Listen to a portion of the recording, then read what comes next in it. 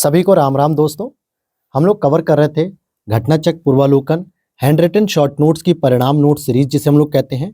और ये जो आप सीरीज देख रहे हैं ये आपके प्रीलिम्स एग्जाम 2026 और 2027 के लिए सबसे इम्पॉर्टेंट सीरीज है, जिसमें UP PCS, Bihar PCS, MP PCS और राजस्थान पीसीएस इनको पूरी तरीके से कवर किया जा रहा है। साथ ही साथ अदर स्टेट में जैसे उत्तराखंड, छत्तीसगढ़, झारखंड पीसीएस के भी लिए ये बेनिफिट है, ठीक है। और साथ ही साथ इसमें हम लोगों ने इंडियन पॉलिटी को कवर किया है, इंडियन ज्योग्राफी को कवर कर लिया, एंशिएंट हिस्ट्री की तीसरा लेक्चर है। टोटल 12 लेक्चर में इसको कंप्लीट कर दूंगा। और यहाँ पर आप इस व्हाट्सअप नंबर पे इंक्वायरी करके पूरे ब्रोशर और प्राइस लिस्ट को देख सकते हैं, जहाँ पर इस हैंड रिटन नोट्स को आप परचेस कर सकते हैं पीडीएफ के फॉर्म में। अदर अपडेट्स के लिए आप हमारे टेलीग्राम चैनल को ज्वाइन कर लीजिए। साथ ही साथ मेंस आंसर राइटिंग नोट्स के लिए भी आप लक्ष्य भेद शॉर्ट नोट्स की कैटेगरी के नोट्स को ले सकते हैं, जीएस पेपर 1 से लेके 6 तक। तो चलिए, कल की क्लास में हम लोग पढ़ रहे थे, हमने वैदिक पीरियड को पढ़ना शुरू किया था। याद है वैदिक पीरियड में जो हमने टॉपिक कवर किए थे, देख लेते हैं कहाँ पे आएगा। हड़प्पा वगैरह हम लोगों ने पढ़ लिया था। जैसे ये देखो वैदिक काल शुरू हो चुका था हमारा, और इसमें भी हम लोगों ने लगभग 22 पॉइंट तक चीजों को पढ़ लिया था, यहाँ तक के पॉइंट को। अब इसकी आगे की क्लास को हम पढ़ेंगे। वीडियो अच्छी लगेगी तो लाइक कर देना, चैनल पे पहली बार हो तो सब्सक्राइब करके जाना। साथ ही साथ यहाँ पर आप मेंस आंसर राइटिंग के नोट्स की भी क्लास देख रहे हो। यूपी स्पेशल पेपर 5 की मैंने शुरू की है, टोटल 9 क्लास हो चुकी है। अब ये कंटिन्यू क्लास चलती रहेगी। तो चलिए पॉइंट पे आते हैं। एशिया माइनर स्थित जो बोगज कोई है, वहां से 14वीं शताब्दी ईसा पूर्व के अभिलेख में ऋग्वैदिक काल के देवताओं का वर्णन मिला है। जैसे इंद्र, वरुण, मित्र और नासत्य, ये चार ही जो है कि देवता हैं। और इससे ज्ञात होता है कि वैदिक आर्य ईरान से होकर ही भारत में आए थे। ऐसा क्यों कहा जा रहा है? क्योंकि ये जो आर्यों के देवता हैं, जो ऋग्वैदिक काल में अगर आप देखोगे इंद्र, वरुण, मित्र, इन सब की जो है कि बहुत ज्यादा जो है कि व्याख्या हुई, या इन सबको बहुत ज्यादा महत्व मिला। लेकिन इन्हीं के सेम नाम हमें 14वीं शताब्दी ईसा पूर्व में बोगज कोई में मिलता है अभिलेख में, एशिया माइनर में। तो ऐसा ये प्रमाण माना जा रहा था कि क्या ऐसा तो नहीं कह सकते कि वैदिक आर्य ईरान से होकर ही भारत में आए थे। पहले उनकी सभ्यता ईरान में डेवलप हो रही थी, फिर भारत में भी आके उन्होंने वैदिक पीरियड में डेवलप किया। तो इसीलिए ये कई बार पूछा जाता बोगज कोई अभिलेख कहां पर है? एशिया माइनर में, जहां पे ये चार देवताओं के नाम वर्णित होते हैं। तिलक के अनुसार, बीजी तिलक यानी बाल गंगाधर तिलक के अनुसार, आर्यों का जो आदि देश है यानी उत्पत्ति होने वाला देश उत्तरी ध्रुव है। आदि देश मतलब जहां पे उनकी उत्पत्ति हुई थी। शतपथ ब्राह्मण जो किसका है? कमेंट करिए। ऋग्वेद का है, यजुर्वेद का है, सामवेद का है, अथर्ववेद का है। इन चारों में से किसका है ये ब्राह्मण ग्रंथ? कमेंट करके बताना, क्योंकि कल की क्लास में मैंने ये बताया था। इसमें शतपथ ब्राह्मण में उल्लिखित राजा विदेह माधव से संबंधित जो ऋषि हैं वो गौतम राहुगढ़ थे। उत्तर वैदिक काल में नगरीकरण की प्रक्रिया आरंभ हो चुकी थी। क्यों ऐसा कह रहा हूं? क्योंकि पहली जो नगरीय सभ्यता थी वो हड़प्पाई सभ्यता थी, लेकिन उसके बाद जो ऋग्वैदिक सभ्यता थी वो मुख्य रूप से ग्रामीण सभ्यता होती है, जिसमें कृषि पर ज्यादा बल होता है, पशुपालन पर बल होता है।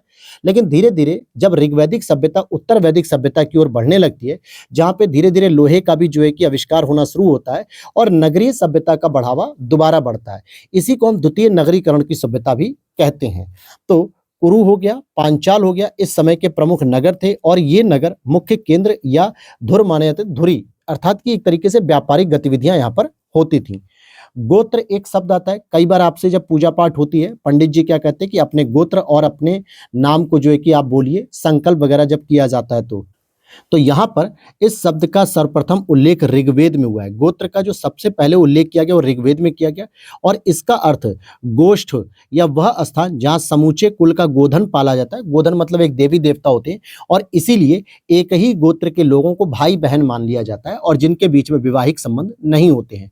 क्योंकि एक ही गोत्र होने का मतलब है कि कहीं ना कहीं किसी न किसी पीढ़ी में, कई पूर्वजों की पीढ़ी के पहले जाओगे तो वो कहीं ना कहीं एक ही गांव से उत्पन्न हुए लोग होते हैं, इसलिए उनका गोत्र भी एक ही होता है। और पूर्व वैदिक आर्यों का धर्म मुख्यतः प्रकृति पूजा और यज्ञ पर आधारित था। क्या कह रहा है? जो वैदिक आर्य होते थे और उनसे पहले के जो वैदिक आर्य थे, पूर्व वैदिक आर्य, इनका धर्म मुख्यतः प्रकृति की पूजा थी और यज्ञ पर आधारित था। फिर आगे देखते हैं, दशराज्य युद्ध बोलते हैं या दशराग युद्ध, जो 10 राजाओं का युद्ध था। परुष्णी नदी जो वर्तमान में रावी नदी के नाम से जानी जाती है, परुष्णी नदी के तट पर लड़ा गया था, और इसमें भरतों के राजा सुदास की विजय हुई थी, यानी राजा सुदास की विजय हुई थी। ऋग्वेद में सरस्वती नदी के लिए कई अन्य नाम का प्रयोग किया गया है, जैसे माते तमा कहा जाता है, देवी तमा कहा जाता है, नदी तमा कहा जाता है, और सरस्वती बहुत पूजनीय नदी भी थी। कई बार हिंदी में जब आप सीसेट का पेपर कर रहे होते हो तो वहाँ पे सरस्वती के कई पर्यायवाची शब्द पूछे जाते हैं, तो उसमें माते तमा, देवी तमा, नदी तमा, ये सभी शब्दों को याद रखना होता है। ऋग्वेद आर्यों के पंचजनों में यदु, द्रुहस्य, पुरु, अनु, तुर्वसु ये सभी शामिल हैं, लेकिन कीकट इसमें शामिल नहीं थे। आर्य संस्कृति मूलतः पशुपालक एवं कृषक संस्कृति थी, लेकिन जब ऋग्वैदिक सभ्यता के बाद उत्तर वैदिक काल में प्रवेश करते हैं तो ये कृषि प्रधान संस्कृति हो जाती है। आम भाषा में अगर मैं आपको समझाना चाहूँ तो एक पीरियड आपने पढ़ा ऋग्वैदिक संस्कृति का, ठीक है, जो सबसे पहले उत्पन्न होता है और सबसे पहले हमने इसी की स्टडी की, ऋग्वैदिक संस्कृति। यह मुख्यतः पशुपालन पर बल देते हैं, पशुपालन पर बल देते हैं, कृषि पर उतना अधिक बल नहीं देते, बस कृषि को एक भोजन के लिए यूज करते हैं। लेकिन जब ऋग्वैदिक पीरियड खत्म होता है और उत्तर वैदिक पीरियड शुरू होता है, जो लगभग 1000 ईस्वी पूर्व से लेके 600 ईसा पूर्व तक संचालित होता है, इस दौरान ये लोग कृषि पर ज्यादा बल देते हैं और इसीलिए कृषि प्रधान समाज हो जाता है, कृषि प्रधान जो है कि शासन व्यवस्था होती है, जिससे यहाँ पे खाद्यान्न सामग्री का उत्पादन ज्यादा होता है, स्टोरेज ज्यादा होता है इसका। अब यहाँ पर कुछ और भी शब्द हैं जो वैदिक सभ्यता से संबंधित हैं, जैसे व्रीहि। जो व्रीहि शब्द का प्रयोग किया जाता था वैदिक सभ्यता में, वो आज चावल के लिए जाना जाता है, तो चावल के लिए व्रीहि शब्द प्रयोग होता था।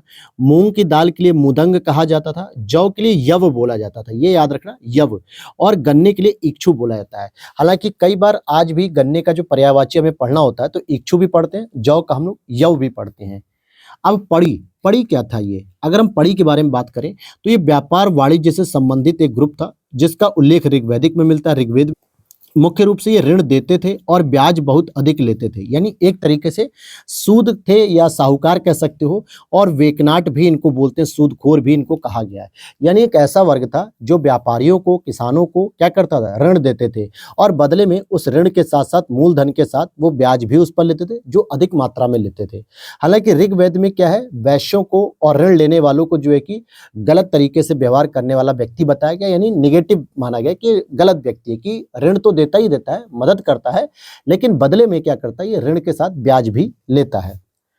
वैदिक काल में प्रचलित लोकप्रिय शासन प्रणाली वंश परंपरागत राजतंत्र प्रणाली थी। यद्यपि जनता द्वारा चुनाव के कुछ उदाहरण मिलते हैं हमें कि राजाओं का जो चुनाव होता था वो जनता के द्वारा होता था, यानी कि सभा समिति इन सबके द्वारा होता था, लेकिन वो राजा कहीं ना कहीं वंश परंपरागत पद्धति को फॉलो करते थे, वंशानुगत राजतंत्र प्रणाली को फॉलो करते थे। अब वैदिक युग में जो सभा होती थी उसका क्या युग था, कुलीन या वृद्ध मनुष्यों की संस्था होती थी। दिस इज इंपॉर्टेंट कि जो सभा होती थी वो बुजुर्गों की सभा होती थी, वृद्धों की होती थी, कुलीन वर्ग की होती थी, और ये एक तरीके से मंत्री परिषद थी, यह न्यायिक कार्यों से भी संबंधित थी, यानी किसी भी प्रकार की जो न्याय प्रणाली संबंधित कोई कार्य होता था उन पे भी ये निर्णय देते थे, तो ये उससे संबंधित थे। और आगे देखते हैं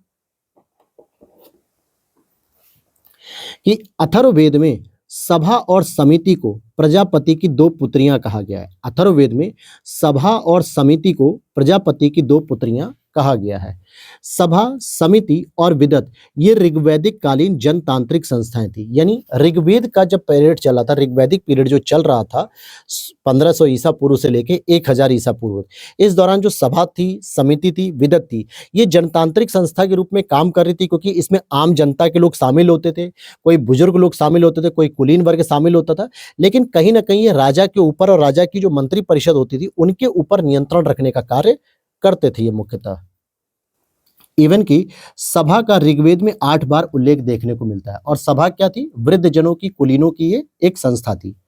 इंद्र की बात करें तो इंद्र देवता को 250 बार जो है कि उल्लेखित किया गया ऋग्वेद में, और अग्नि को 200 बार उल्लेखित किया गया है ऋग्वेद में। इंद्र के बारे में और जानकारी देखते हैं तो इंद्र युद्ध के देवता माने जाते थे, झंझावात और वर्षा के देवता थे। झंझावात का मतलब जो आंधी तूफान, बिजली वगैरह जो गड़कती है और वर्षा होती है, इनके देवता माने जाते थे।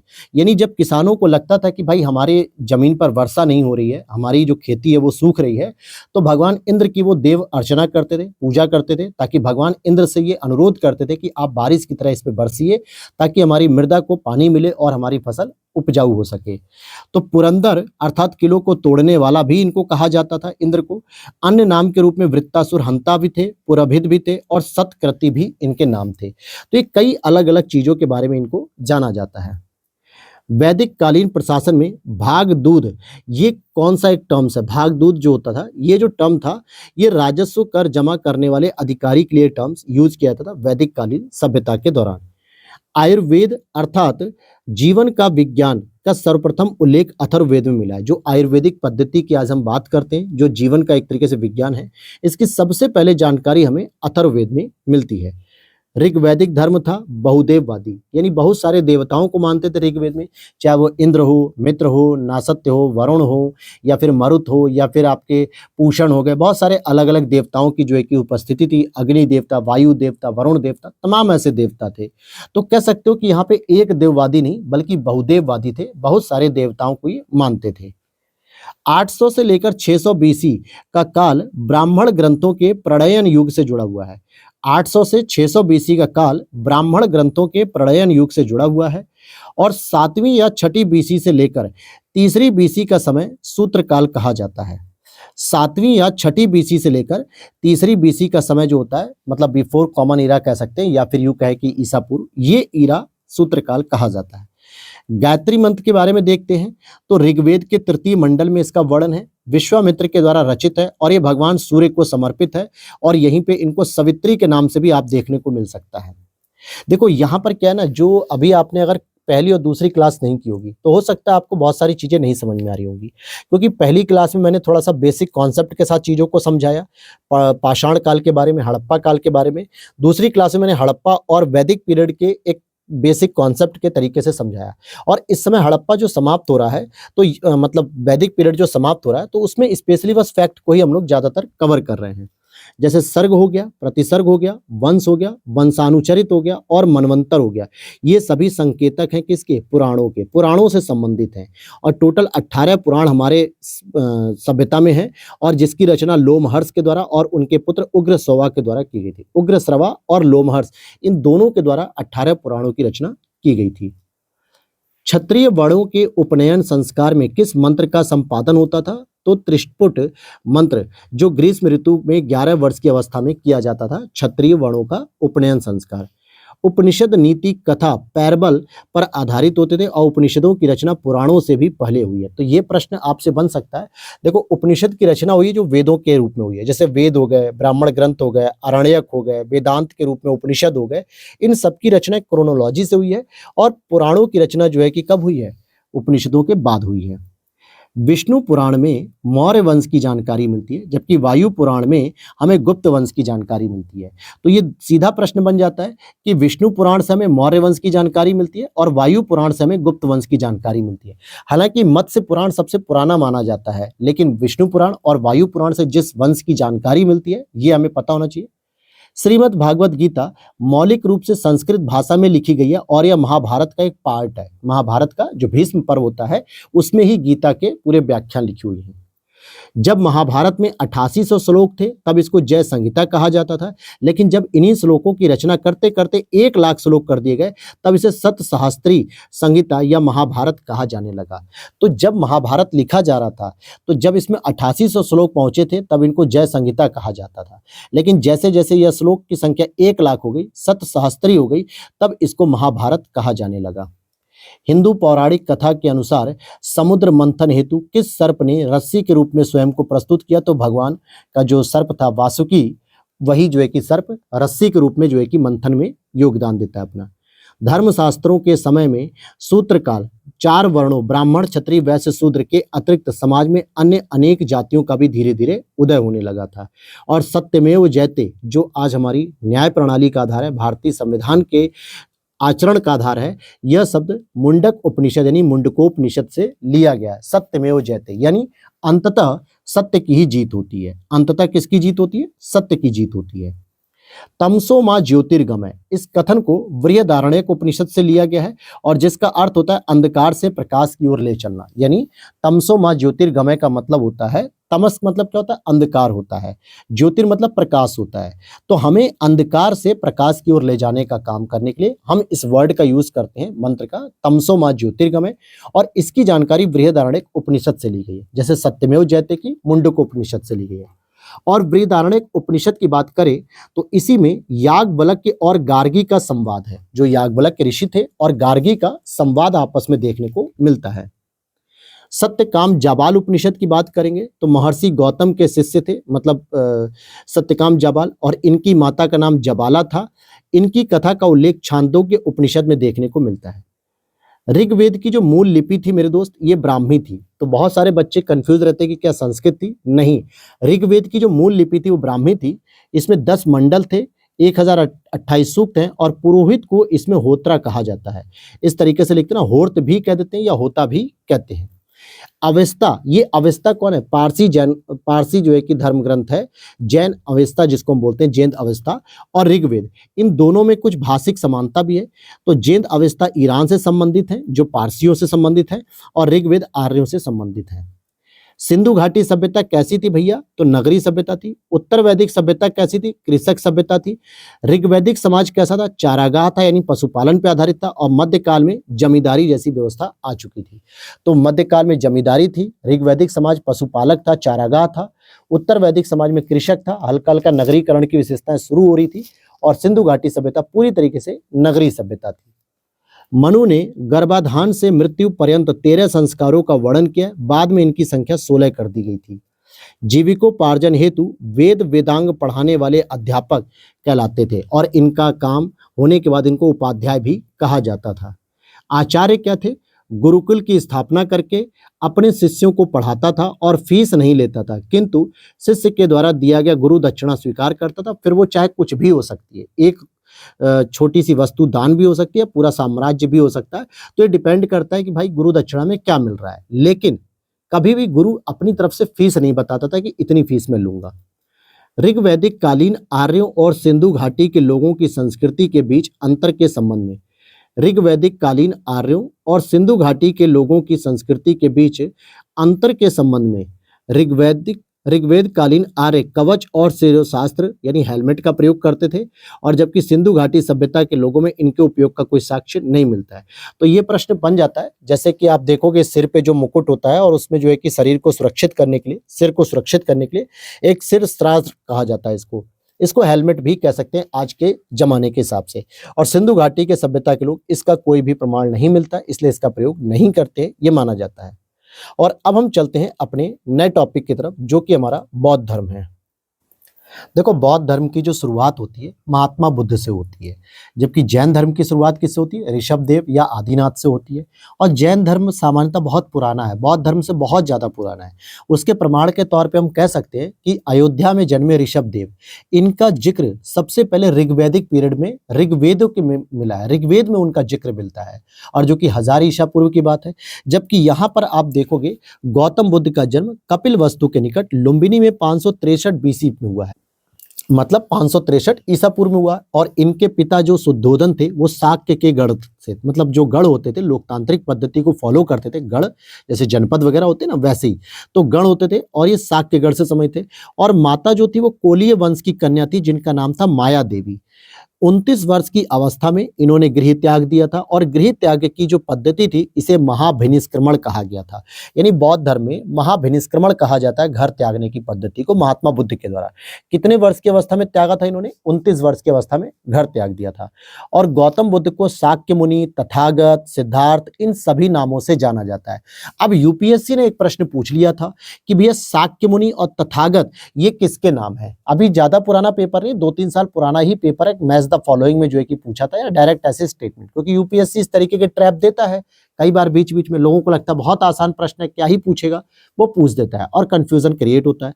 तो शाक्य मुनि, तथागत, सिद्धार्थ हालांकि इनके बचपन का नाम था तो कोई दिक्कत नहीं, लेकिन शाक्य मुनि और तथागत ये दोनों नाम गौतम बुद्ध के लिए ही प्रयोग किए जाते हैं।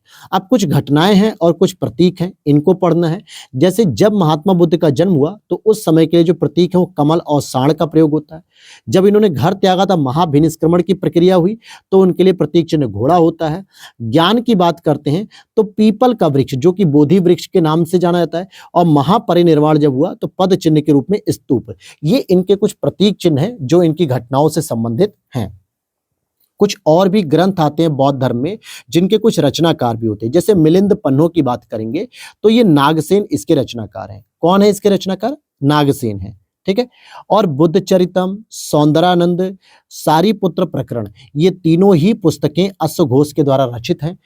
बुद्ध चरितम, सौंदरानंद, सारीपुत्र प्रकरण। माध्यमिक कारिका ये नागार्जुन के द्वारा की गई है रचना इसकी, और विशुद्धिमग्ग बुद्ध घोष के द्वारा लिखी गई है, और अभिधम्म कोश ये वसुबंधु के द्वारा लिखी गई है। अब देखो दो तरीके के प्रश्न बनेंगे, एक प्रश्न तो डायरेक्ट आ जाएगा पुस्तक के लेखक के रूप में, भैया मिलान करो। एक प्रश्न क्या होगा कि इनमें से कोई भी 2-3 पुस्तकों को उठाया जाएगा और एक पुस्तक जैन धर्म से संबंधित कोई सी होगी, जैसे दीपवंश हो गई, महावंश हो गई, इन पुस्तकों में पूछ लिया जाएगा निम्नलिखित में से कौन सी पुस्तक बौद्ध धर्म से संबंधित है या कौन सी पुस्तक आपकी जैन धर्म से संबंधित है। क्योंकि ऐसे प्रश्नों पर ध्यान ज्यादातर एग्जामिनर अब लगातार फोकस कर रहे हैं कि बच्चे क्या कर रहे हैं, किताब और उनके रचनाकार तो पढ़ ले रहे हैं, लेकिन बौद्ध और जैन धर्म की किताबों में डिफरेंस क्लियर नहीं कर रहे हैं और यहीं से प्रश्न पूछे जा रहे हैं। गुरु शंकराचार्य को प्रच्छन्न बुद्ध या छिपा हुआ बुद्ध मार्गी भी कहा जाता है। अशोक के रुम्मिनदेई अभिलेख से सूचना मिलती है, यानी जानकारी मिलती है कि शाक्य मुनि बुद्ध का जन्म लुम्बिनी में हुआ था और अशोक राज्याभिषेक के 20वें वर्ष के बाद वहां पर गए थे। रुम्मिनदेई अभिलेख में इसका जिक्र मिलता है, इसीलिए ये माना जाता है कि महात्मा बुद्ध का जन्म लुम्बिनी में हुआ था। आगे देखते हैं रुम्मिनदेई अभिलेख, और इसी रुम्मिनदेई अभिलेख से ही हमें पता चलता है कि भू राजस्व कर को उपज का 1/8 भाग लेना शुरू कर दिया था और बलि कर से मुक्त कर दिया गया था। यानी अशोक ने क्या किया था, पहले जो 1/6 लिया जाता था, यानी 6 में से 1 रुपए ले लिया जाना, यानी 6 में से 1 हिस्सा लिया जाता था, लेकिन अब उसे बढ़ाकर मतलब घटाकर 1/8 कर दिया गया। यानी अब 8 हिस्सों में से 1 हिस्सा लिया जाएगा कर के रूप में, और बलि जो कर के रूप में लिया जाता था उसको समाप्त कर दिया गया। तो रुम्मिनदेई अभिलेख से ये 2 प्रमाण मिलते हैं। और बौद्ध धर्म का प्रचार करते हुए महात्मा बुद्ध मल्लों की राजधानी पावा पहुंचते हैं। ये मल्लों की राजधानी पावा मतलब जो कुशीनगर का जो क्षेत्र है, आसपास का कुशीनगर और गोरखपुर का जो रीजन है वहीं पर होता है, और जहां वे चुंद नामक लोहार द्वारा सुकर मद्देव खाने, यानी जो साग होता है ना, उसे खाने को दिया जाता है, और फिर उन्हें रक्तातिसार यानी कि एक बीमारी हो जाती है, और इसके बाद ही मल्ल कुशीनारा पहुंचते हैं और 483 ईसा पूर्व में 80 वर्ष की अवस्था में इनकी मृत्यु हो जाती है। ये पूरी प्रक्रिया हुई मल्ल गणराज्य में और पावा में हो गई। महापरिनिर्वाण जो मंदिर है वो यूपी के कुशीनगर जिले में स्थित है, जहाँ पे भगवान बुद्ध को लेटाया हुआ दिखाया गया है, लेटे हुए वो है यहाँ पर, ठीक है। ये महापरिनिर्वाण स्थल है जिसमें रामभार स्तूप भी जाना जाता है, ठीक है। अगर नहीं गए हो कभी तो जरूर जाना, बहुत अच्छा है जो कि वो। बुद्ध ने अपनी शिक्षा के प्रचार प्रसार हेतु मगध एवं कौशल दोनों राज्यों में भ्रमण किया था अपनी शिक्षा प्रचार प्रसार के लिए। गौतम बुद्ध के द्वारा अपने धर्म में दीक्षित किया जाने वाला जो अंतिम व्यक्ति था वो सुबुद्ध था, क्योंकि इसके बाद जो है कि गौतम बुद्ध का निधन हो जाता है, इसलिए वो जो है कि बौद्ध धर्म की दीक्षा नहीं दे पाते हैं, तो अंतिम व्यक्ति सुबुद्ध था। बुद्ध ने अपने जीवन की अंतिम वर्षा ऋतु कहाँ पे बिताई थी, वैशाली में बिताई थी। हालांकि सबसे अधिक उन्होंने श्रावस्ती में वास किया था, लगभग जो है कि 21 वर्ष, और यहाँ पर ही सबसे अधिक उन्होंने वर्षा काल का व्यतीत किया जीवन। परंतु जब पूछा जाएगा अंतिम वर्षा, जिस वर्ष उनकी मृत्यु हुई उसमें जो अंतिम वर्षा काल था वो वैशाली में बिता रहे थे। बौद्ध मत में निर्वाण की अवधारणा की सर्वश्रेष्ठ व्याख्या की गई तृष्णा रूपी यानी अग्नि का समान, अर्थात जो आपकी इच्छा है, तृष्णा है, भूख है, उसे समाप्त करने को ही मुख्य रूप से बौद्ध मत में क्या माना गया, निर्वाण की प्राप्ति की। यानी किसी भी चीज की इच्छा नहीं होना चाहिए, इच्छा से विहीन हो जाना चाहिए, इच्छा से मुक्त हो जाना चाहिए, तो वो तृष्णा रूपी की बात हो रही है। यहाँ पे अग्नि मतलब जो भूख है वो खाना खाने की भूख नहीं है, मतलब सामाजिक संबंधों को बिल्कुल समाप्त कर देना, समाज में जो भौतिक वस्तुओं के पीछे आप परेशान होते हैं उन सबसे मोह भंग हो जाना, इसको ही कहा जा रहा है। और वत्सराज उदयन के बारे में जानते हैं, तो इनके शासन काल में कौशाम्बी आए थे और उदयन ने घोषिताराम विहार भिक्षु संघ को दान किया। जो घोषिताराम विहार है जो कौशाम्बी में स्थित है, ये इन्होंने संघ को दे दिया था। महायान बौद्ध मत क्या थे, महायान और हीनयान जो आपने सुना होगा, आगे चल के हम इसको पढ़ लेंगे और अंतर के रूप में। देखो बुद्ध में देवोत्तरोपण यानी कि बुद्ध को एक तरीके से देवता के रूप में स्थापित किया गया। जो हीनयान था वो एक तरीके से बुद्ध को देवता नहीं मानता था, एक पुरुष के रूप में ही देखते थे। लेकिन महायान जितने भी प्रमुख राजा हुए, इन्होंने अपनी सत्ता को बचाने के लिए भगवान बुद्ध को राजा का रूप दे दिया, मतलब भगवान का रूप दे दिया, देवता का रूप दे दिया, ताकि धर्म की आड़ में जो शासन पद्धति है, जो सेना है, जो राजा है, उसके अस्तित्व को कोई संकट न हो। और ये ऐसा प्राचीन काल से ही नहीं, हमेशा से होता चला है। और आज भी जो सत्ताधारी दल होते हैं, जो राजनेता होते हैं, वो अपनी कुर्सी को बचाने के लिए, अपनी सत्ता को बचाने के लिए धर्म का प्रयोग करते हैं। तो ठीक इसी तरीके से बुद्ध में देवत्वरोपण किया गया, बोधिसत्व के पथ पर चलने की बात की गई और मूर्ति उपासना तथा अनुष्ठान किया जाने लगा।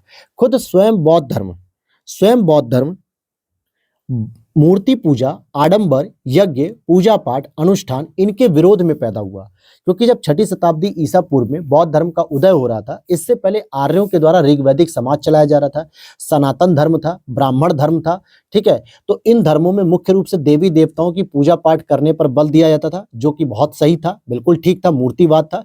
लेकिन मूर्ति पूजा के नाम पर यहाँ पे आडंबर जो बढ़ाया जाने लगा, भ्रष्टाचार जो बढ़ाया जाने लगा, और जो देवदासियां थी उनके साथ आचरण गलत किए जाने लगे, शारीरिक संबंधों के उजागर होने लगे। ऐसे में इन सभी मूर्ति पूजा, पाखंड और जो यज्ञ अनुष्ठान वगैरह जितने भी होते थे, इनके विरोध में ही बौद्ध धर्म का उदय हुआ। लेकिन आगे चल के जो बौद्ध धर्म के फॉलोअर्स थे, जो महायान शाखा को मानने वाले लोग थे, उन्होंने स्वयं मूर्ति पूजा, मूर्ति बनाना शुरू किया महात्मा बुद्ध की, और उनकी उपासना करनी शुरू कर दी, और उन्हीं का अनुष्ठान भी करने लगे, समय समय पर पूजा पाठ पद्धति करने लगे।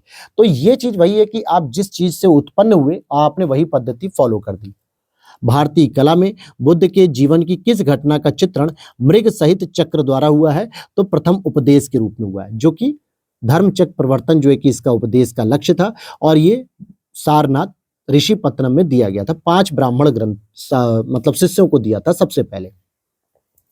बुद्ध को जो ज्ञान की प्राप्ति हुई थी वो बोध गया में हुई थी, और 6 वर्षों की कठिन साधना के बाद 35 वर्ष की अवस्था में उन्हें ज्ञान प्राप्त हुआ। क्योंकि 29 वर्ष की अवस्था में तो उन्होंने घर छोड़ दिया था, और जब 29 वर्ष में घर छोड़ा और 6 वर्ष तक उन्होंने क्या किया, समाधि धारण की, और तब जाके उनको 35 वर्ष की अवस्था में ज्ञान प्राप्त हो गया। करमापा लामा तिब्बत के बौद्ध संप्रदाय कंग्यूपा वर्ग से संबंधित थे।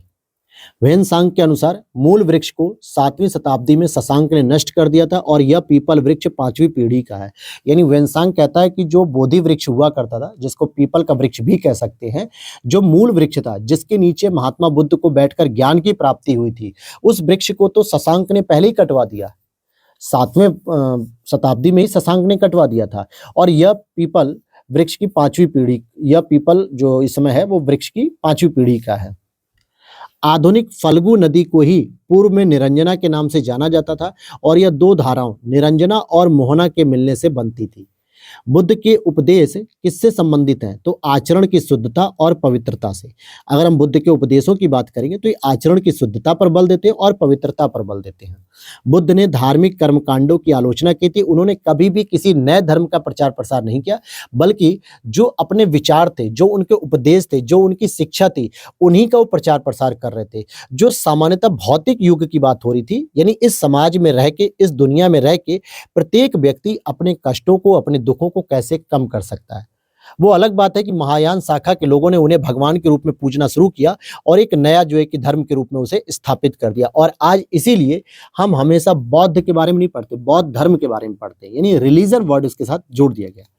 देवदत्त की बात करेंगे, कौन था? ये बुद्ध का चचेरा भाई था, जो पहले तो महात्मा बुद्ध का जो है कि अनुगत था, यानी उनका फॉलोअर्स था। लेकिन जब उसे लगा कि जितनी ख्याति जो मिल रही है, जितनी जो है कि उपलब्धि महात्मा बुद्ध को मिल रही है, उससे वो एक तरीके से हीन भावना ग्रसित होने लगी कि भाई मुझे कोई नहीं पूछ रहा, जबकि मैं भी राजवंश के परिवार का हूँ, मैं भी इनके सगे परिवार से हूँ।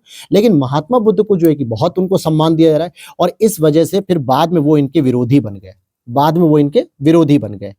आचार्य कलाम कौन थे? सांख्य दर्शन के आचार्य थे, और महात्मा बुद्ध ने इनसे दीक्षा ली थी। बुद्ध कर्म सिद्धांत में विश्वास करते थे। किसमें? कर्म सिद्धांत में विश्वास करते थे। वे आत्मा में विश्वास न करते हुए भी पुनर्जन्म में विश्वास करते थे।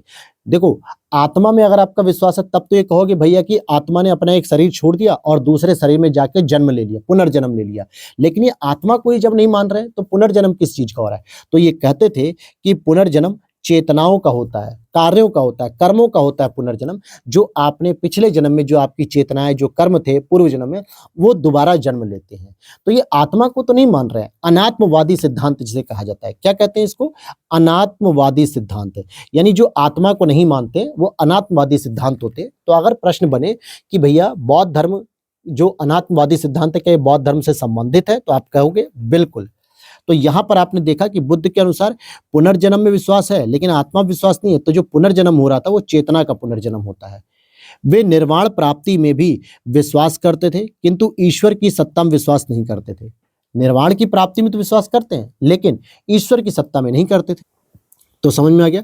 आगे देखते हैं त्रिपिटक। त्रिपिटक क्या है भैया? तो ये बुद्ध के उपदेशों का संग्रह है। जो 3 पिटक होते हैं वो बुद्ध के उपदेशों का संग्रह होते हैं, जिसमें अगर आप देखोगे कि किस बौद्ध ग्रंथ में संघ जीवन के नियम दिए गए हैं, तो विनय पिटक में। किसमें दिए गए? विनय पिटक में। तो जैसे अभिधम्म पिटक हो गया, सुत्त पिटक हो गया, विनय पिटक हो गया, यही त्रिपिटक है जिसमें बुद्ध के उपदेशों का संग्रह किया गया अलग अलग तरीके से या अलग अलग परिस्थितियों के अनुसार।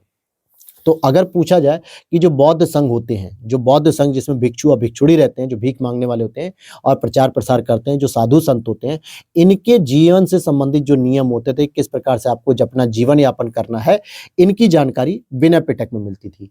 अगर सुत्त पिटक से संबंधित क्या होता था, तो उपदेश के संग्रह, जो महात्मा बुद्ध ने जो उपदेश दिए उनका संग्रह किया जाता था।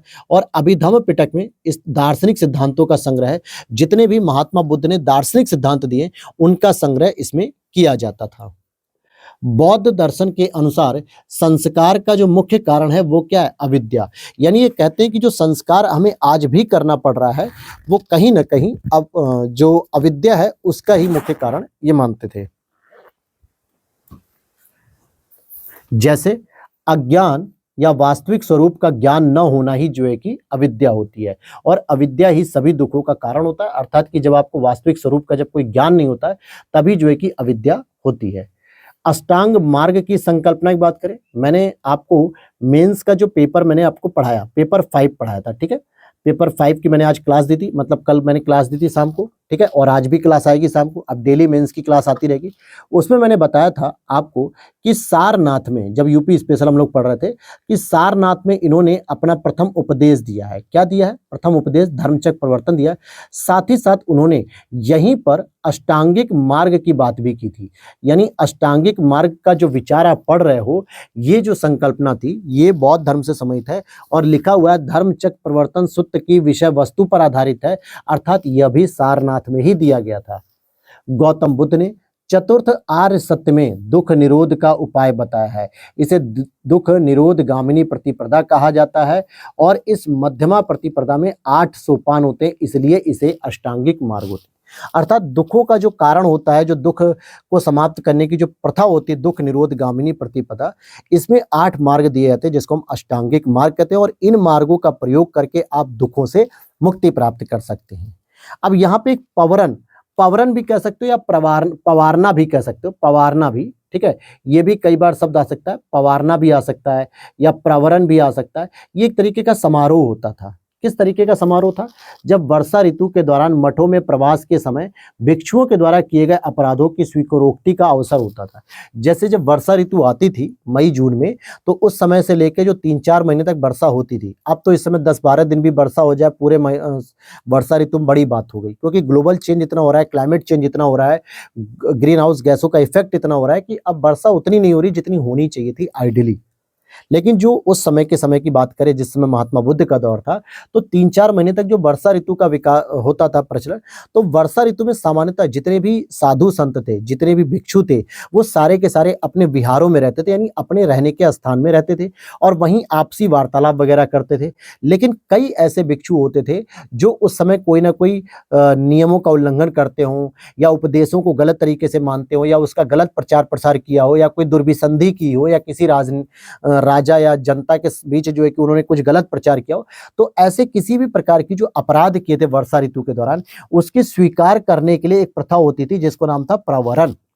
ठीक है, पवारना भी बोलते हैं इसको, पवरन भी बोलते हैं और प्रवरण भी बोलते हैं, तीनों अलग अलग नाम हैं इसके। बौद्ध ग्रंथ महावंश के अनुसार मौर्य शासक अशोक ने पाटलिपुत्र में अशोकाराम विहार को निर्मित किया था। जो महावंश एक ग्रंथ है, ठीक है, बौद्ध धर्म का, इसके अनुसार माना जाता है कि मौर्य शासक अशोक ने पाटलिपुत्र में अशोकाराम विहार को निर्मित करवाया था। और आगे देखते हैं बिहार का। अब आगे देखते हैं, बिहार में राजगीर की पहाड़ियों में लगभग 400 मीटर पर स्थित है शांति स्तूप। ये विश्व का सबसे ऊंचा कहा जाने वाला विश्व शांति स्तूप है। अब एक प्रश्न सीधा बन सकता है कि बौद्ध धर्म से संबंधित जो शांति स्तूप है ये भारत में कहाँ पर है? अब नाम से अगर देखोगे तो मिलेगा नहीं कि भैया ये बिहार में हो सकता है शांति स्तूप। तो शांति स्तूप राजगीर की पहाड़ियों में बिहार में स्थित है और ये विश्व का सबसे ऊंचा शांति स्तूप है। बुद्ध की 80 फुट ऊंची बोध गया में स्थित प्रतिमा लाल ग्रेनाइट एवं बलुई पत्थरों से निर्मित है और जापानी सहयोग से निर्मित है, यानी जापान के सहयोग से भी है। सर्वप्रथम स्तूप शब्द का वर्णन ऋग्वेद में होता है और मैंने कल ही आपको यूपीपीसीएस मेंस में स्तूप संरचना के बारे में बताया था कि कैसे आपको एक मेंस की आंसर राइटिंग में इन सारी चीजों को लिखना है। बौद्ध दर्शन में अनात्मवाद का सिद्धांत गौतम बुद्ध के प्रतीत्य समुत्पाद के सिद्धांत से सिद्ध होता है और इसे नैरात्मवाद भी कहते हैं। अनात्मवाद का मतलब क्या होता है? जहां आत्मा को नहीं माना जाता है, ठीक है। और एक और बात ध्यान रखना, यूपीएससी के स्तर पे ये प्रश्न और पीसीएस के स्तर पे बनता है कि प्रतीत्य समुत्पाद का जो सिद्धांत है ये बौद्ध धर्म से संबंधित है या जैन धर्म से संबंधित है। तो इस तरीके के प्रश्न को भी दिमाग में रखना है। संसार अस्थिर और क्षणिक है, यह किससे संबंधित है? ये बौद्ध धर्म से संबंधित है। यानी बौद्ध धर्म के जो विचार हैं, जो दर्शन है, वो संसार को क्षणिक मानते हैं, यानी जब चाहे तब वो खत्म हो सकता है। भीमराव अंबेडकर जी के द्वारा बौद्ध धर्म की पुनर्व्याख्या करते हुए इसे नव बौद्धवाद की संज्ञा दी गई थी, जिसे नवयान भी कहा जाता है।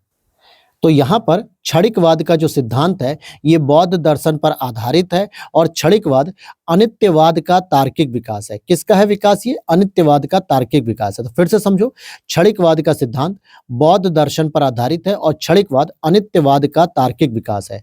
क्षणिकवाद के अनुसार विश्व की प्रत्येक वस्तु का अस्तित्व क्षण मात्र के लिए रहता है। विश्व की प्रत्येक वस्तु का जो अस्तित्व क्षण मात्र के लिए रहता है, यानी जो वस्तु बनी है, निर्मित हुई है, उसका विध्वंस या उसका समापन भी निश्चित है। और यहाँ पर देखते हैं, स्तूप की संकल्पना बौद्धों से पूर्व की है, क्योंकि हमें इसके बारे में जानकारी ऋग्वेद में ऑलरेडी मिलती है स्तूप की संकल्पना के बारे में। लेकिन फिर भी स्तूप से संबंधित कुछ और बातें, जैसे स्तूप को आमतौर पर अवशेषों का निक्षेपागार कहते हैं, या यूं कहें कि अवशेषों पर ही इसको निर्मित किया जाता है। जो स्तूप के ऊपर जो हर्मिका होती है, जो पवित्र स्थल होता है ना, जिसके ऊपर यष्टि नाम का एक दंड खड़ा रहता है, जो उल्टे अंड के ऊपर, जो उल्टा कटोरे की तरह जो अंड बना होता है, उसके ऊपर ही हर्मिका होता है, जिसको हम पवित्र स्थल कहते हैं। और उसमें सामान्यतः बुद्ध के अवशेष हो गए, शारीरिक अवशेष हो गए, या फिर बुद्ध के जो प्रमुख अनुयायी थे, फॉलोअर्स थे, जो उनके साथ हमेशा रहते थे, तो उनके कुछ अवशेष हो गए, पदार्थों का प्रयोग करके इनको एक धार्मिक स्थल के रूप में स्थापित कर दिया जाता है। तो अवशेषों के निक्षेपागार होते हैं। बौद्ध परंपरा में स्तूप एक संकल्प अर्पित या स्मारक संरचना थी। बौद्ध दर्शन का बीज गौतम बुद्ध की शिक्षाओं में निहित है। बिल्कुल, जो महात्मा बुद्ध ने जो शिक्षाएं दी उसी में बौद्ध दर्शन के बारे में सारी जानकारी मिलती है। और बुद्ध ने हमेशा दार्शनिक समस्याओं में उलझने के बजाय मानवीय कष्टों से मुक्ति के लिए नैतिक जीवन पर जोर दिया है। तो वही तो मैं कह रहा हूं कि महात्मा बुद्ध ने स्वयं किसी धर्म को शुरू नहीं किया, बस उन्होंने तो कहा यार कि देखो, हम किसी धर्म या किसी ईश्वर के बारे में बात नहीं करते हैं, हम सीधी सी बात करते हैं कि जो मनुष्य इस जीवन पर है, उस मनुष्य के दुखों और कष्टों को कैसे कम किया जा सकता है, उससे उसे मुक्ति दिलाई जा सकती है। वो नैतिक जीवन के रास्ते पर जब चलेगा तभी जो है कि उसके मानवीय कष्ट समाप्त हो सकेंगे। पारमिता शब्द, ये परिपूर्णताएं हैं जिनकी प्राप्ति से बोधिसत्व का पथ प्रशस्त होता है। सर एडविन अर्नोल्ड की एक पुस्तक है द लाइट ऑफ एशिया, और ललित विस्तार पर यह आधारित, और ललित विस्तार महात्मा बुद्ध की जीवनी है एक तरीके से। हीनयान में बुद्ध को एक महापुरुष कहा गया, जबकि महायान में उन्हें देवता माना गया और उनकी पूजा पाठ की जाने लगी मूर्ति बनाकर। भारत में पहले जिस मानव प्रतिमाओं को पूजा गया वह महात्मा बुद्ध की ही थी। जो मानव मूर्ति के रूप में देखा है तो बुद्ध को पूजा गया, और सर्वप्रथम मूर्ति पूजा की नींव बौद्धों के द्वारा ही रखी गई। यानी कि बौद्धों का मतलब बौद्ध धर्म के लोगों ने रखी, परंतु जो राजा वगैरह हुआ करते थे, जैसे राजा कनिष्क हुए कुषाण वंश के, इन्होंने मथुरा कला की जो शैली का प्रयोग किया मूर्ति निर्माण में, और माना जाता है कि महात्मा बुद्ध की जो सबसे पहली मूर्ति बनी थी वो मथुरा शैली में बनी थी, और मथुरा शैली में भी कनिष्क के शासनकाल में बनी, जिसमें महायान को वो फॉलोअर्स थे, महायान में उनको देवता के रूप में स्थापित किया गया और उनकी पूजा पाठ किया गया। तो कहीं ना कहीं सर्वप्रथम मूर्ति पूजा की जो नींव है वो बौद्ध धर्म के द्वारा रखी गई, या बौद्ध धर्म के फॉलोअर्स के द्वारा रखी गई। और देखते हैं, गांधार कला की उत्पत्ति का स्रोत एशिया माइनर तथा हेलेनिस्टिक कला थी, और इस शैली की कला का प्रमुख विषय महात्मा बुद्ध का जीवन चरित्र। इसके अंतर्गत बुद्ध की धर्मचक्र मुद्रा, ध्यान मुद्रा, अभय मुद्रा और वरद मुद्रा आदि मूर्तियों का निर्माण किया गया है। तो आज की क्लास में हम लोग दोस्तों यहीं तक कवर करेंगे। टोटल हमारे 19 पेज कवर हो चुके हैं। 64 पेज में लगभग एक 20 पेज हमने कवर कर लिए हैं केवल 3 क्लास में। तो 3 हिस्से आपके और रह गए, जो आपके अगले 9 क्लास और आएंगी, यानी 12 क्लास में मुझे इस पूरे लेक्चर को कंप्लीट करना ही करना है, क्योंकि हमारा जो टारगेट है कि घटना चक्र शॉर्ट नोट्स को मार्च लास्ट तक पूरी तरीके से कंप्लीट कर लिया जाए। उसके बाद आप मल्टीपल रिवीजन कर सकोगे। अगर पेपर जून में होता है तो आपके पास अप्रैल और मई 2 महीने का समय मिलेगा। जून से अगर आगे एक्सटेंड होता है तो और भी समय रहेगा। बाकी आप इसकी हैंड रिटन नोट्स की पीडीएफ परचेस कर सकते हैं। इस नंबर पे व्हाट्सएप मैसेज करके पूरी इंफॉर्मेशन वहां पे ले सकते हैं। मिलते हैं नेक्स्ट वीडियो में। जय हिंद, जय भारत।